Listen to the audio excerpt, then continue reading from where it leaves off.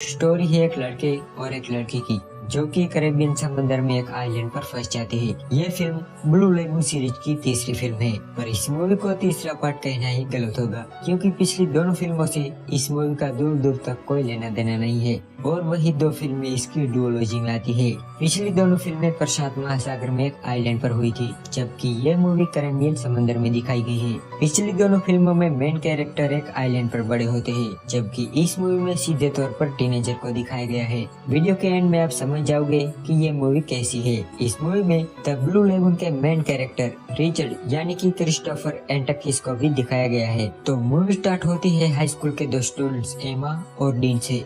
एमा जो कि एक परफेक्ट स्टूडेंट थी और पॉपुलर भी थी, जिससे उस पर कई लड़के मरते थे, तो वही डीन को स्कूल में आलसी माना जाता था। डीन हमेशा एमा को प्रॉम क्वीन कहता है और एमा उसे हमेशा अनदेखा कर देती है। वैसे डीन के कोई फ्रेंड्स नहीं थे, वो बस हमेशा अकेला रहता था। स्कूल में मिस्टर क्रिस्टियनसन एक प्रोजेक्ट जारी करते हैं जिसमें स्टूडेंट्स को कैरेबियन समंदर के आइलैंड पर रह रहे स्थायी लोगों के लिए स्कूल बनाना था और इसलिए उन्हें कैरेबियन आइलैंड पर जाना था। उनकी इस ट्रिप में अभी एक दिन का वक्त लगने वाला था। एक रात एमा की फ्रेंड्स एमा को एक पार्टी में चलने को कहती है जो कि एक बोट पर होने वाली थी। एमा पहले तो मना कर देती है पर बाद में वो मान जाती है। वो सभी रेडी होकर पार्टी में जाते हैं जहाँ डीन भी था। तब भी पुलिस की रेड पड़ती है क्योंकि पुलिस को गांजे और ड्रग्स की खबर मिली थी। इस भगदड़ में एमा पानी में गिर जाती है, जिसे बचाने के लिए डीन भी कूद पड़ता है और वो दोनों पीछे बंधी हुई छोटी बोट में बैठ जाते हैं। अब डीन वो रस्सी काट देता है क्योंकि अगर पुलिस ने किसी को भी ड्रग्स के मामले में अरेस्ट किया तो उनका नाम भी आ जाएगा, इसलिए वो कहता है कि हम इस बोट से चले जाएंगे।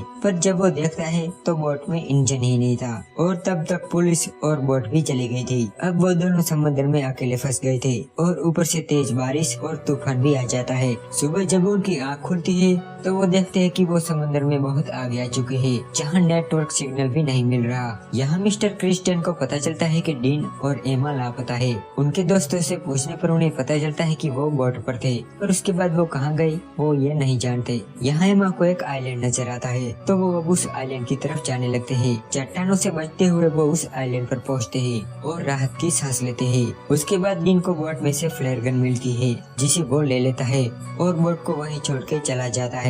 यहाँ एमा की मॉम और डीन के फादर परेशान हो रहे थे और उन्हें ढूंढने का प्रयास कर रहे थे। डीन और एमा आइलैंड के अंदर जा रहे थे जो कि देखने में बहुत ही सुंदर और हरा भरा था, जहाँ एक जगह उन्हें पीने के लिए साफ पानी मिलता है। वो दोनों पूरा आइलैंड घूमते हैं और उन्हें पता चलता है कि वो बस्ती से बहुत दूर एक सुनसान आइलैंड पर फंस चुके हैं। जब वो वापस बीच पर आते हैं तो वो देखते हैं कि उनकी बोट गायब है। दरअसल समंदर की लहरों ने उसे तट से समंदर में खींच लिया था। अब उनके पास यहाँ रात गुजारने के अलावा और कोई रास्ता नहीं था। डीन के पास लाइटर था तो वो आग जलाते हैं। एमा बार बार अपना मोबाइल चेक करती थी कि कब उन्हें सिग्नल मिले और ऐसे ही वो ये रात गुजारते हैं। यहाँ उनके पेरेंट्स एक फ्लाइट पकड़ते हैं और क्रिस्टियन से मिलते हैं और उन्हें जल्दी ढूंढने के लिए दबाव डालते हैं। सुबह होती है और डीन स्विमिंग करने लगता है तो वहीं एमा पानी भरने के लिए जाती है, जहां उसे जंगल से कुछ आवाज सुनाई देती है। अब वो दोनों सिर छिपाने के लिए एक टेंट बनाते हैं और इस द्वीप पर मौजूद नारियल और कुछ फ्रूट से पेट भरते हैं। वैसे तो डीन और एमा की स्कूल में कुछ ज्यादा बनती नहीं थी, पर यहाँ हालात के आगे वो अपना सर झुका लेते हैं। अब वो दोनों अच्छे फ्रेंड से कुछ और बन गए थे।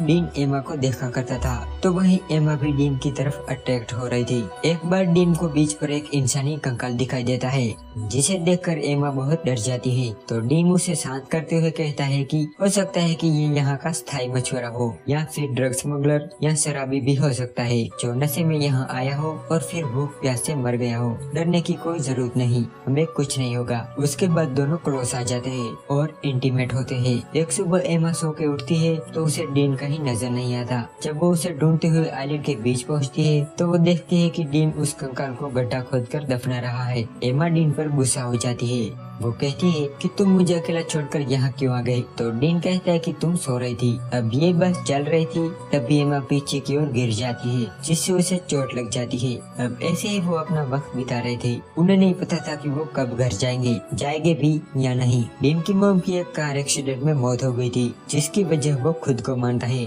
यही वजह थी कि वो हमेशा डिप्रेशन में रहता है, इसलिए उसके कोई दोस्त नहीं है। पर इस आइलैंड पर वो बहुत खुश था। यहाँ डीन और एमा के पेरेंट्स उन्हें ढूंढने की हर कोशिश करते हैं। वो रेस्क्यू टीम को समंदर में भेजते हैं, हेलीकॉप्टर भेजते हैं, मीडिया में न्यूज भी देते हैं और साथ ही वो खुद उन बच्चों के मिसिंग पोस्टर लोगों में बांटते हैं। लेकिन एंड में वो दोनों हार मान लेते हैं और अपने अपने घर चले जाते हैं। यहाँ आइलैंड पर एमा और डीन अपनी रोमांटिक लाइफ जी रहे थे। एक दिन डीन आइलैंड में और आगे जाता है और एमा भी वहीं थी। तभी उन्हें प्लेन की आवाज सुनाई देती है। अब जहाँ वो थे वहाँ बहुत पेड़ थे, इसलिए वो भाग के बीच पर पहुँचते हैं। पर जब तक वो वहाँ पहुँचते हैं वो प्लेन वहाँ से जा चुका था। एमा कहती है कि तुमने फ्लेयर गन क्यों नहीं चलाई। डीन कहता है कि मुझे मिली ही नहीं। जब वो लोग उसे वापस से ढूंढते हैं तो उन्हें पता चलता है कि सिर्फ फ्लेयर गन ही नहीं और भी कई चीजें गायब थी, जैसे कि पानी की बोतल, एमा का सनस्क्रीन और टूथपेस्ट। ये देख के एमा का दिमाग खराब हो जाता है। वो डीन पर गुस्सा हो जाती है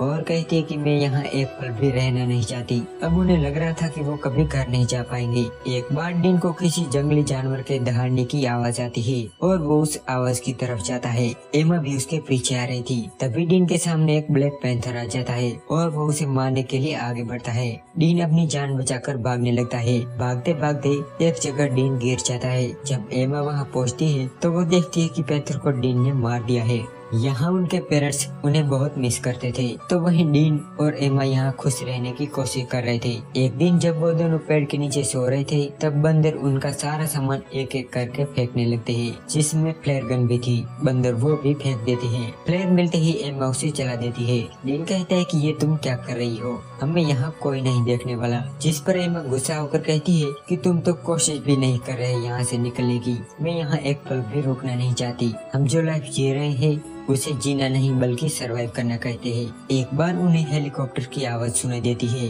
और वो भागकर बेस पर पहुंचते हैं, जहां वो हेलीकॉप्टर उन्हें देख लेता है और घर ले आता है। उनके मिल जाने से सभी बहुत खुश थे। वो दोनों अपने पेरेंट्स से मिलते हैं और अपने दोस्तों से मिलते हैं। एक रात डीन एमा के घर आता है, जहाँ बातों बातों में डीन समझ जाता है कि एमा को अब उसमें इंटरेस्ट नहीं है। एमा उसे अगले दिन पार्टी में आने को कहती है। डीन पार्टी में तो जाता है पर अब एमा के पास उसके लिए वक्त ही नहीं था। वो फिर से अपने दोस्तों के साथ घुल मिल गई थी और डीन को इग्नोर ही करती जा रही थी। डीन भी अपनी पुरानी लाइफ जीने लगता है पर अभी भी वो एमा को भूला नहीं था। एक दिन एक पार्टी में एमा देखती है कि डीन उसका बाहर वेट कर रहा है। ये देख के वो बाहर जाती है और उसके गले लग जाती है। उन्होंने पूरे 100 दिन उस आइलैंड पर बिताए थे और यहाँ ये मूवी एंड हो जाती है।